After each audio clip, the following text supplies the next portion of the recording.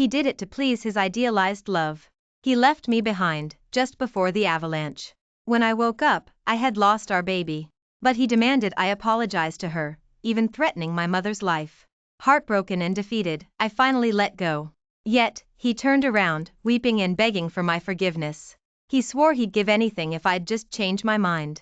But it was all too late. Just before the blizzard swallowed me whole, I screamed Marcus's name with all my might. I'm pregnant. Marcus, I'm carrying your baby. 2 months along. I pleaded with him not to abandon me, but Marcus merely glanced at me coldly. Still faking it, he sneered. Don't think I don't know you're a top-tier snowmobiler. What's a little snow to you? Marcus put his arm around Tiffany and got into the car, a sneer twisting his lips. Trying to win my sympathy by playing the victim, Grace? You disgust me. Then, with a command from Marcus, the driver sped off. I struggled to chase after them, but just as the car's tail lights were about to vanish from my sight, I was flung hard onto the snowy ground. The heavy snow swept over me like a beast, threatening to engulf me. My body was numb with cold. I could barely feel my own warmth. The fear of death clenched my heart in an icy grip. But I refused to give up just yet. Marcus! I cried out his name. Suddenly, I jolted awake from my dream, my vision filled with white. I threw off the covers and got out of bed, only to faintly hear a conversation outside the door. When is she finally going to wake up? It's been 2 days. Is she planning to keep up this act indefinitely? It was Marcus's voice. The doctor sighed helplessly. The lady barely survived, the baby couldn't be saved, and her uterus had to be removed. As for when she'll wake up, it's truly uncertain. Enough. Marcus roughly cut the doctor off. What did Grace offer you to make you defend her like this? The doctor hesitated, but Marcus impatiently glared at him. Tell that if she doesn't get up today and beg Tiffany for forgiveness on her knees, I'll cut off her mother's medical expenses and let her mother pay the price for my child. A chill rose from my feet, shooting straight to the top of my head. The hand clutching the doorknob trembled uncontrollably. Although I'd long known Marcus's cruelty and favoritism, his cold-bloodedness still sent shivers down my spine.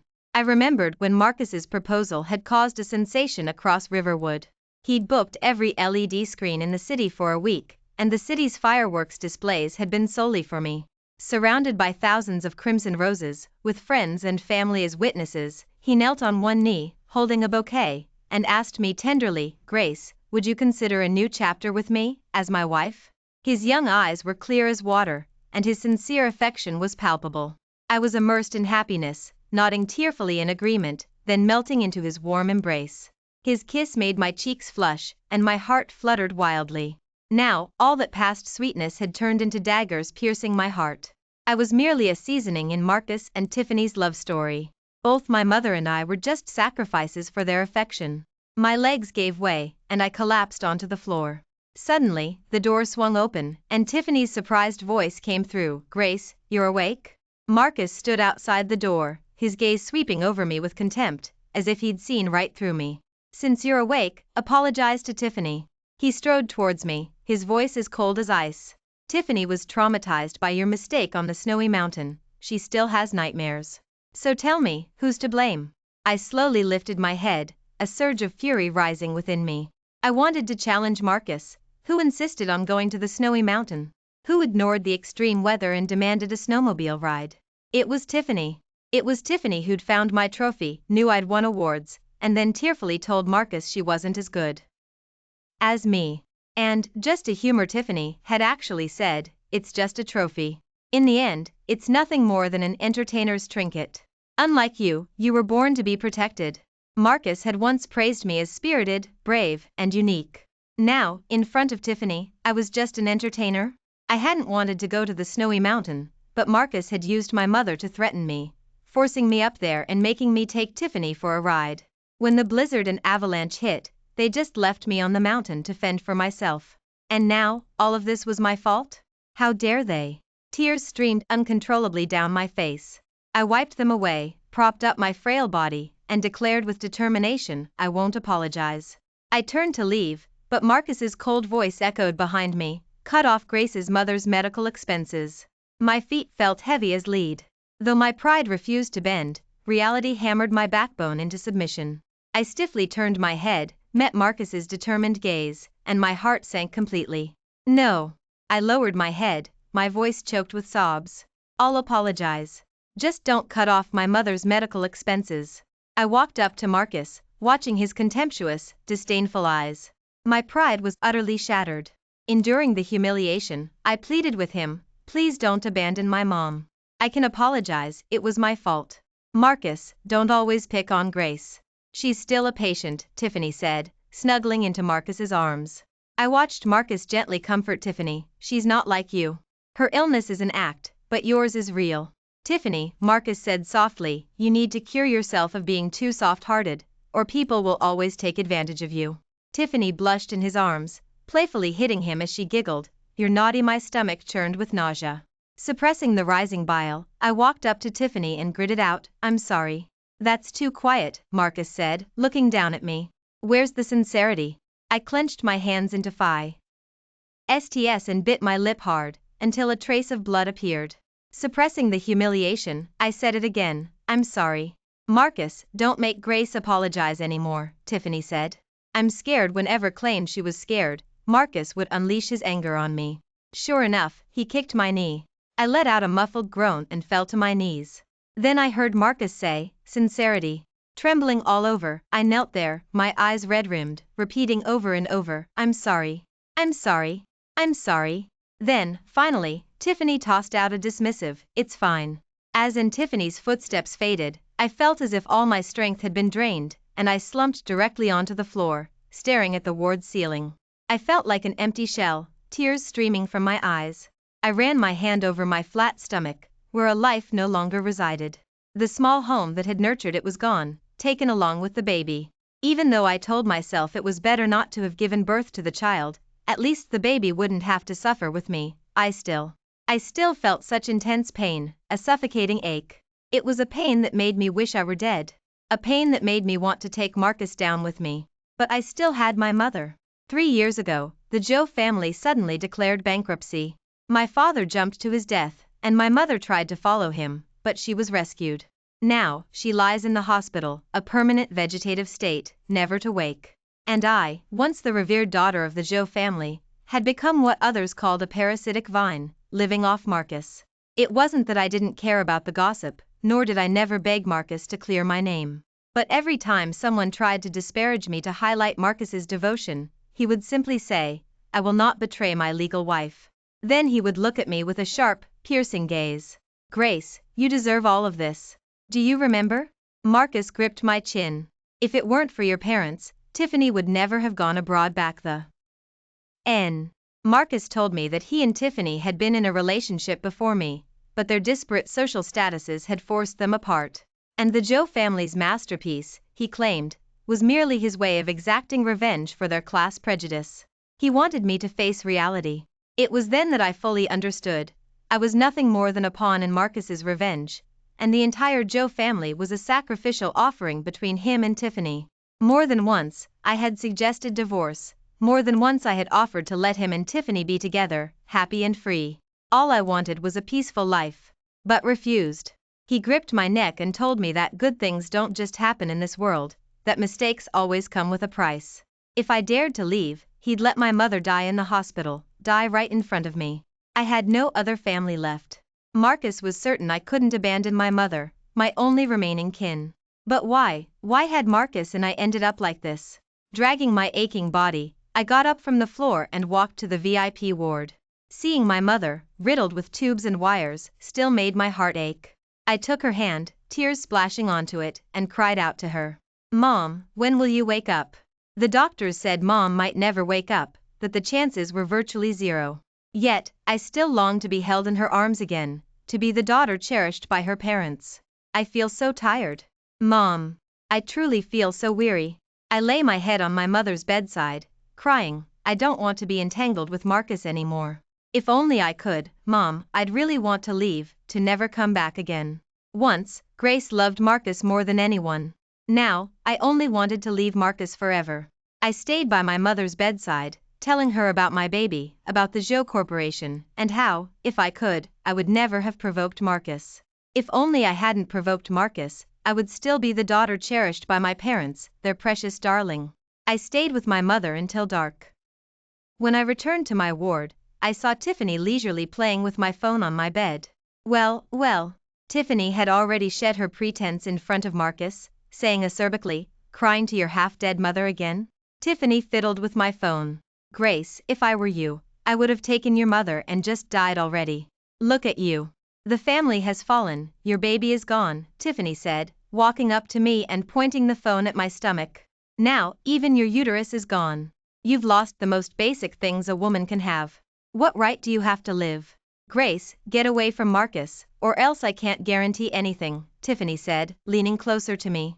After all, if I could take your uterus, I can certainly take your mother's life. Hearing's voice, my heart dropped. I stared at her in disbelief. She looked triumphant. That's right, why do you think I went to the snowy mountain? It's because you were pregnant. I knew you were expecting all along. Tiffany laughed. Naturally, I wouldn't leave that thread around. It felt as if a force had ripped through my body. I watched my soul being torn apart, the pain stopping my breath, even my last shred of sanity stolen from me. I don't know where I found the strength, but I grabbed Tiffany's beautiful long hair and slapped her hard across the face. The slap echoed loudly throughout the empty ward. But I felt it wasn't enough. Just as I was about to raise my hand again, I met Tiffany's triumphant smile. Then, my wrist was suddenly seized. Before I could react, I was flung hard, falling to the ground. Enough. Marcus's icy voice rang out. Haven't you learned your lesson yet? A metallic taste of blood flooded my throat. I tried to suppress the churning in my stomach but couldn't, and a mouthful of fresh blood spurted onto the floor. I saw Marcus's face drain of color instantly, about to rush to me. Before I completely collapsed, I saw the door burst open. Mr. Liu, the doctor rushed in, his voice trembling. The patient in the VIP ward. My throat felt as if a large hand had clamped down on it. Blood streamed from my nose. I heard the doctor say, she's gone. I frantically tried to rush out to see my mother one last time, but as my hand touched the doorknob, I suddenly lost all strength and crashed violently to the floor. Then, I saw Marcus. I clutched Marcus's pant leg, almost pleading, take me. Please. Blood poured out beneath me. I felt my life draining away, like an hourglass running out, nearing its end.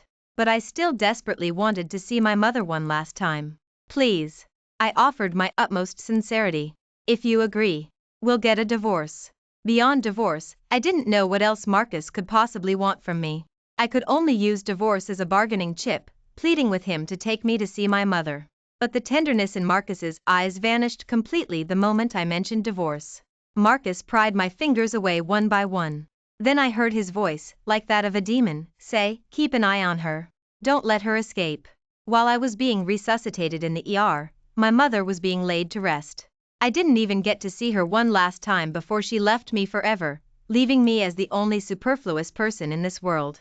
Lying in the hospital bed, I thought for a very long time, but I still couldn't understand. Why had everything turned out this way? Before today, Marcus and I had moments of happiness. The year we first married, Marcus took me on a trip around the world. We saw the aurora borealis, chased sunsets, witnessed the golden peaks at sunrise, and at every famous landmark, we kissed, embraced, and promised to be together forever. That year, Marcus loved me so much that everyone envied me for marrying for love. He was clearly a prodigy, yet he was willing to be like an ordinary person for me, carrying me on his back as he ran through the rain. He'd fly to Metro City just to buy a small cake because I'd mentioned I liked it. And when I caught a cold, he'd drop projects worth billions just to personally care for me at my bedside. Marcus said, marrying you is my greatest blessing. I had a persistent high fever, and he stayed by my side for 3 days, never changing his clothes, recounting our past again and again at my bedside. He said, you used to love sneaking fruits, but Aunt would say a girl should act like a proper girl. So, you came to me and asked if I'd be willing to take you to sneak fruits. Back then, I thought, how could there be such a sweet girl? Marcus's voice echoed in my ears like a breeze, making it hard to distinguish reality from a dream. Later, my parents told me you were my childhood arrangement. I couldn't wait to stick by your side every day. You were afraid of thunder. Every rainy season, whenever it thundered, I'd secretly climb to your room and stay with you all night, just a door separating us. Thunder rumbled outside the window, and Marcus kept telling me from outside, Grace, don't be afraid. I'm Grace's knight, and I'll chase away the demons. For those years, I never had nightmares again. My restless, anxious heart had found its harbor. That harbor had a name, Marcus. But himself pushed me towards a deeper abyss. I heard him say, when you were kidnapped as a child, the kidnappers actually made a mistake. They were supposed to snatch me. My parents had offended someone, and I was being targeted and watched. But because you were close to me, many people couldn't tell us apart. So, the kidnappers mistook you for me, locked you in a valley, and that's why you developed that trauma, that fear of thunder. The year of that kidnapping, when my parents exhaustively rescued me, I developed a high fever. After that fever, I started being afraid of thunder, darkness, and damp, gloomy places. And then, I fell in love with Marcus. But no one ever told me that Marcus was the source of all this. I only knew that back then, Marcus was flawlessly good to me, even better than my own parents, which gave me a false impression that in this world, Marcus loved me the most, and I loved Marcus the most. The day I woke up, it wasn't raining anymore. I looked at the empty ward, struggled to sit up, and picked up my phone from the side. Seeing the photo of Marcus and me on the screen, I found it laughable. I deleted the screensaver photo, found Sarah's number, and asked if she'd be willing to take me away. Sarah replied almost instantly. "I've been waiting for you." Sarah replied, "I heard about your mother's situation. That beast doesn't deserve you." Sarah asked when I wanted to leave, and I just told her I wanted to leave with my dignity intact and make that despicable man and woman pay. I asked her for 2 weeks. Sarah didn't want me to stay, but she respected my wishes and agreed to my request. She told me, "No matter when, if you need anything, just tell me." Sarah said, "I'm always here for you." In that moment, my heart, which I thought would never waver again, rippled because of Sarah. Warmth flowed through countless cracks, spreading to every part of my body. Just as I was about to put down my phone, I saw Tiffany push open the door and walk in. She ran a hand over her flat stomach and sat down in front of me like a victor. "Grace, what you couldn't do, I did." I looked up, and Tiffany challenged me, "I'm pregnant. It's Marcus's baby. We're going to have this baby. Marcus said he won't let this child be born out of wedlock, and he'll let the child inherit all his assets." "Tell me," Tiffany's eyes gleamed with undisguised arrogance, which I found laughable, "aren't you a total failure? In your entire life, everything you've cared about, everything you've wanted, you couldn't hold on to or obtain. You're destined to be a loser." "Grace, just die," Tiffany said, leaning closer. "If I lived as miserably as you, I'd rather just die. Wouldn't you? If this were before, when my parents were still alive, when the Joe family hadn't fallen, and I knew this would be my fate today, I wouldn't hesitate to trade my life for theirs. But now, the die was cast. I was all that was left of the entire Joe family. I hadn't yet made Marcus and Tiffany pay, they hadn't received their deserved retribution. How could I bear to die first?" I looked at Tiffany, remembering her clumsy acting in the beginning, how she'd tricked me, how she'd acted like a shrew in front of Marcus. I decided to use her own methods against her. Calculating my timing, I met Tiffany's gaze, then suddenly pinched my thigh hard, my eyes reddening. "Tiffany, I have nothing left. Are you trying to force me to die?" I grabbed Tiffany's hand, and as she looked on in bewilderment, I deliberately swayed backward, then met Marcus's eyes. I saw Marcus choose me without hesitation, catching me as I fell, and I knew I had one. See? How easy it is to win a man's attention. Just play the victim, and you'll get preferential treatment. I leaned against Marcus. This was the first time I had shown weakness in front of him since I'd woken up, and the first time since the Joe family's downfall that I had forced myself to yield not because of my mother. As expected, Marcus's pity was roused, and his arms tightened around me. He said, "Grace, don't be afraid. I'm here." Then he turned to Tiffany's tear-streaked face, his usual favoritism gone. He said coldly, "Grace almost died. Didn't I tell you to let her rest and recover properly?" Tiffany always thought that because she was Tiffany, she was far superior to me. But that was never the case, I simply disdained to compete. Now, leaning in Marcus's arms, I silently curved my lips, forming words with my mouth to tell her, "You've lost." Then, I watched Tiffany charge at me like a madwoman, trying to hit me. I deliberately feigned fear, shrinking into Marcus's embrace, letting deliver a harsh slap to Tiffany's face. "Enough." Marcus's voice was icy. Tiffany was stunned by the slap. Clutching her burning cheek, she pointed at me. "You actually hit me for her?" Tiffany's eyes were red. "You hit me for her?" I felt Marcus's body stiffen. I instinctively took a step back, feigning forbearance. Go be with Tiffany. I've also experienced the pain of losing a child. I don't want anyone else to follow in my footsteps. Sure enough, Marcus's rekindled tenderness was completely extinguished by my single sentence. He glared coldly at Tiffany. Aren't you going back? Tiffany was enraged. She glared at me, spat out, I won't let you get away with this, and then left. In the ward, only Marcus and I remained. I watched Marcus sit awkwardly before me. I knew he wanted to tell me that my mother's death had nothing to do with him, that I had been too weak at the time and the doctors had barely saved my life, and that he had been by my bedside throughout my entire coma. I knew all of it. But what did it matter? My father's death was entirely his doing. My mother's fate was inseparable from him. And my baby, and my once happy family, it was all because of him. If I was guilty, then he deserved to die 1,000 deaths. Marcus and I sat facing each other, neither of us speaking. Marcus sat there for as long as his phone rang, until his brow furrowed with impatience. Only then did I break the silence. Answer it, I said, looking at him. I've been a mother too. I know how unpredictable moods can be during pregnancy. I feigned generosity, which only made Marcus visibly uncomfortable. He picked up his phone, told me to wait a moment, then walked outside the door. After the call, he quickly returned to tell me that something had happened to Tiffany, and he needed to go. He told me to rest well. Of course, I said yes. Then, after Marcus left, I immediately called Tiffany. I asked Tiffany, do you dare to make a bet with me? I told Tiffany, if we were both kidnapped at the same time, who do you think Marcus would save?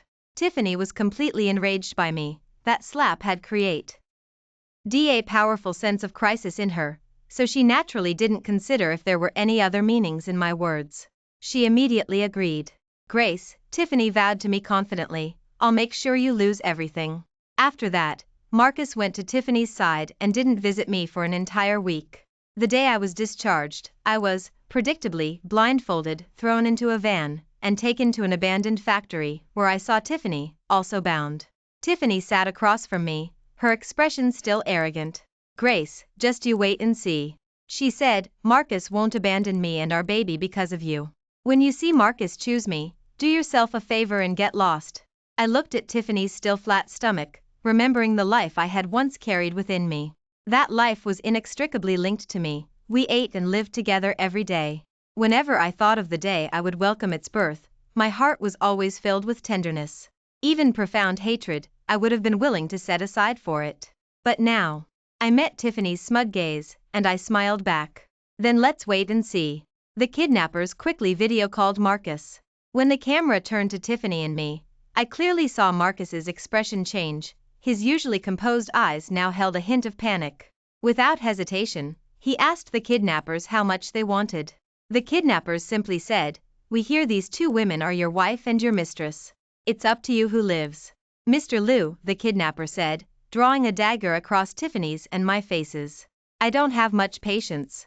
Choose one. Time ticked by, drumming in my heart. I was betting Marcus would remember the past. I wanted to provoke him into recalling his childhood, to remember that I had once been his scapegoat.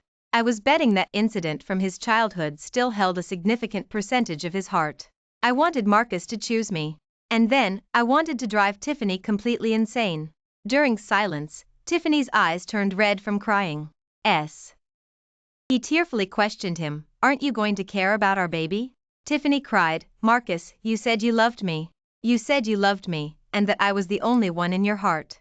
Tiffany tried to awaken Marcus's love for her, just as I had tried to awaken Marcus back then, hoping he'd spare my family and me. I told him that Tiffany going abroad had nothing to do with my parents, that it wasn't their fault.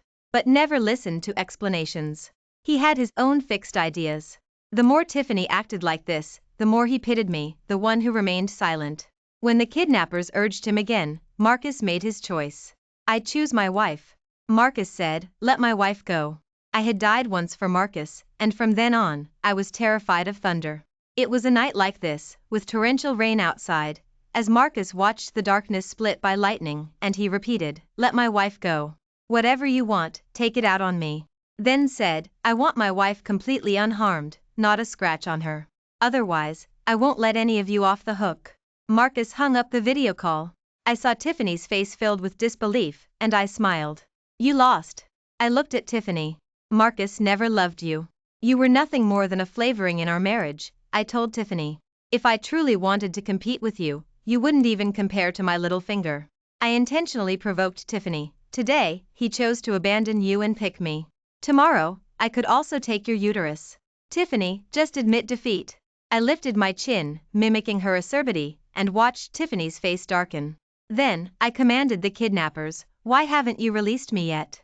When my husband gets here, he'll make sure you all pay dearly. The kidnappers hesitated, but suddenly spoke up, why should they release you? You want me to let you go so you can go seduce Marcus? Tiffany had already untied her ropes and walked up to me, slapping me across the face. Dream on, bitch. Just because your mother died. You think you can step on me and use the dead to win Marcus's heart? Don't even think about it. Tiffany snatched the dagger from a kidnapper's hand and slashed it across my face. The blade cut through my skin, and the sharp pain made my entire body tremble. Seeing was serious, the kidnappers quickly moved to stop her. Didn't you say this was just for show? A kidnapper said. We don't want to actually go to jail. You said you could handle everything. Tiffany paid no attention to them, pushing the kidnappers away. Get lost. If she walks out of here alive today, I won't have a good day ever again. Tiffany was like a madwoman, trying to disfigure my face. Did she think I still cared about this appearance? I felt the blade slash across my body again, my shoulders, my legs, my neck. I felt blood gush from every part of my body. I calculated the time. Sure enough, I heard police sirens and Marcus's frenzied roar. Tiffany saw Marcus's sudden appearance, and the police behind him. She suddenly understood something and turned to look at me. Ha ha ha ha ha. Bitch. Tiffany screamed, lunging at me with the dagger. You played me. But before Tiffany could touch me, Marcus kicked her away. Tiffany fell to the ground, and I saw blood constantly seeping from between her legs. Hidden from Marcus's sight, I raised an eyebrow at her. It was just a baby. Compared to what I'd lost, what did that matter? Long before the kidnapping, I had Sarah time a big gift delivery to Marcus. I had kept every video of Tiffany provoking me, knowing that if I'd revealed them earlier, Marcus would have just seen me as reckless in my competition for his favor. Now, in this moment, Marcus wouldn't be able to react consciously. He'd subconsciously recall childhood memories, remembering how I was kidnapped because of him and traumatized for years. He would only remember my good qualities and despise Tiffany even more. Sure enough, when Tiffany saw my triumph, she cursed at me like Ad woman, you're a bitch. Your parents were killed by him, and you're still acting like his lapdog. Have you no shame? The police followed close behind. Then I heard Tiffany pointing at Marcus and screaming, Marcus, don't let her play you for a fool and still enjoy it. You killed her parents, you made her lose her baby, and you think she'll have any genuine affection for you? If she dares to scheme against me like this today, she could kill you tomorrow. Tiffany continued cursing, then crawled to Marcus's feet and hugged him. Marcus, I'm carrying our baby. You can't abandon me and our baby.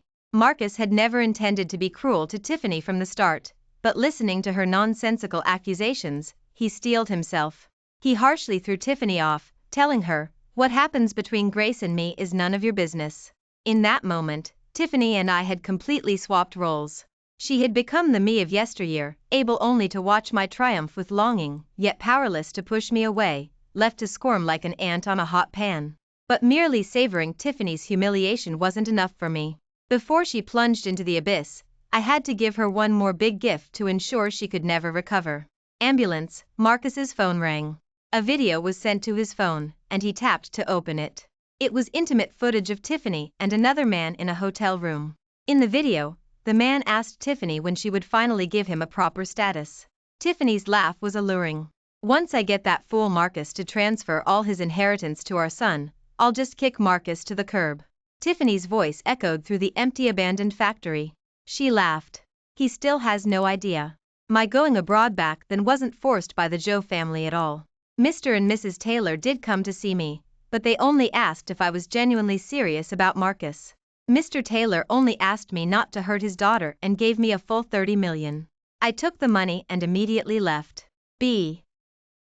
I couldn't stand seeing Grace live happily, so I conspired with a few insignificant people to spread rumors that the Zoe family had forced me away, that I had no choice but to leave Marcus.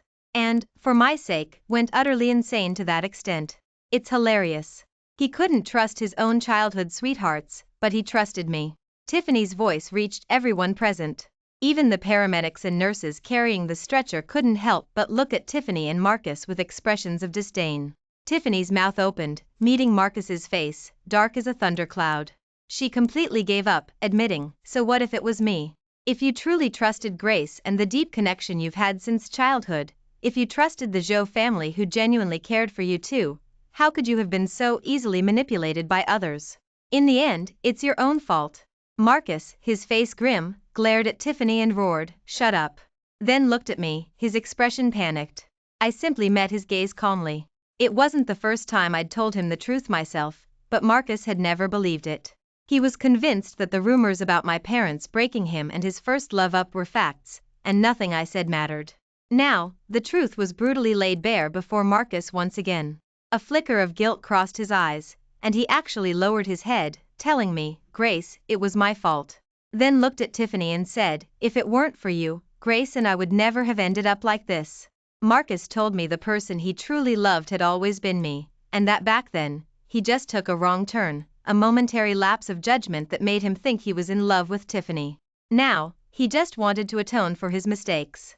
He actually, right in front of me, picked up the dagger from the ground and, before anyone noticed, rushed towards Tiffany on the stretcher. A piercing scream erupted in the abandoned factory. Tiffany screamed, cursing, "You're a complete lunatic." Then, blood spurted from Tiffany's abdomen. I watched Marcus brutally slice open Tiffany's stomach, shouting like a madman, "You owe Grace her uterus, you have to give it back to her." He was insane, using the dagger to cut open Tiffany's belly. I heard Tiffany scream wildly, cursing Marcus and calling him a monster, until finally, her voice faded. Finally, police officers restrained Marcus's brutality, pinning him to the ground and shouting, "Don't move." I watched Marcus pinned to the ground, watched him, even in that state, still look at me. His eyes were fixed on me, then they slowly reddened.